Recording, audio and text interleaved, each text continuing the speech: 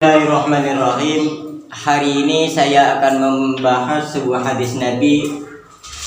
Inna fil jasadi mudghatan idza saluhat saluhal jasadu kulluhu wa idza fasadat fasadal jasadu kulluhu ala wa hiya al qalbu.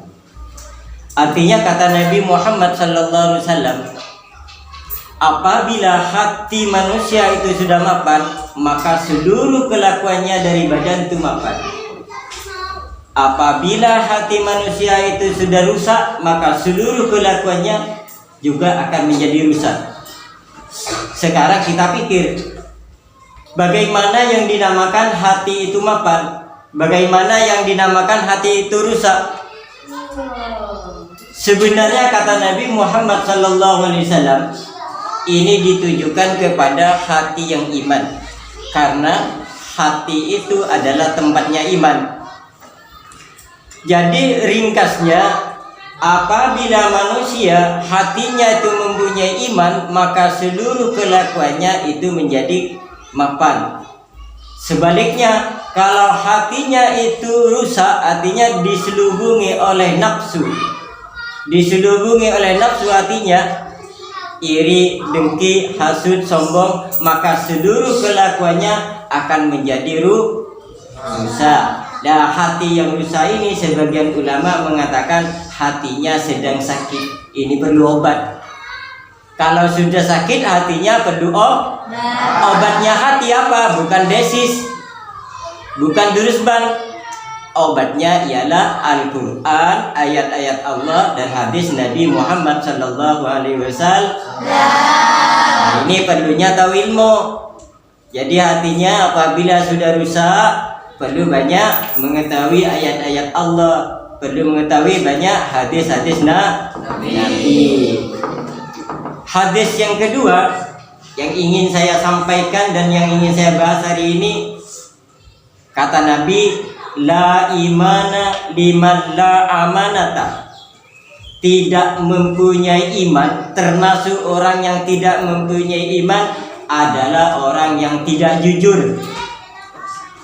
Orang yang tidak jujur berarti tidak punya iman.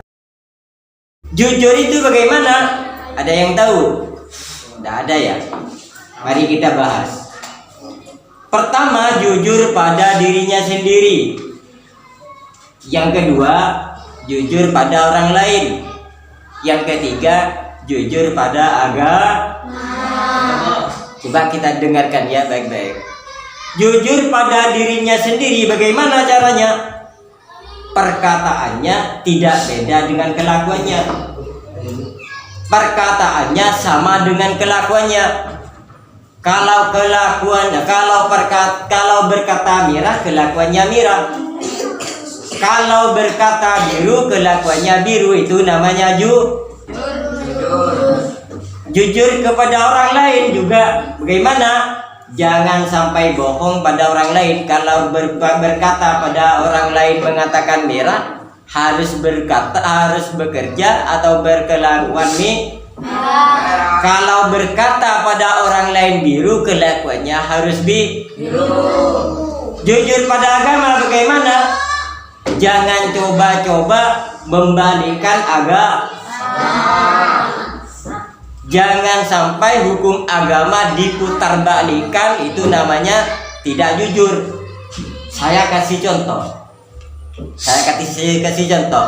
Jujur pada dirinya sendiri, jujur pada orang lain, itu artinya jangan bohong pada orang lain. Sekarang sudah banyak pembohongan, penipuan. Ini sudah banyak. Contohnya, banyak orang sekarang berbuat baik, tapi ternyata ujung-ujungnya ada maunya. Berbuat baik, tapi ternyata ada maunya. Ini namanya tidak jujur. Lakukan baik, ini namanya tidak jujur. Jujur pada dirinya sendiri. Kalau sama orang lain berkata biru, kelakuannya harus biru. Sekarang kan tidak. Banyak orang perkataannya mapan tapi kelakuannya tidak mapan. Ini namanya tidak jujur pada dirinya sendiri.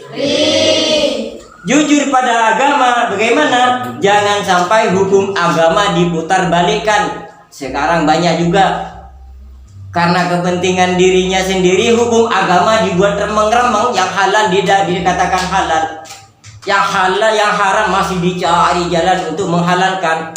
Ini namanya tidak jujur pada agama. Ini tidak boleh. Ini bukan kelakuan-kelakuan yang diharapkan oleh Rasulullah Sallallahu Alaihi Wasallam. Ringkasnya mulai tadi pembahasan dua hadis ini adalah untuk memapankan iman dimulai dengan jujur pada dirinya sendiri, kemudian jujur pada orang lain, juga harus jujur pada agama. Kalau tidak mampu jujur, itu tanda-tandanya imannya sudah lemah.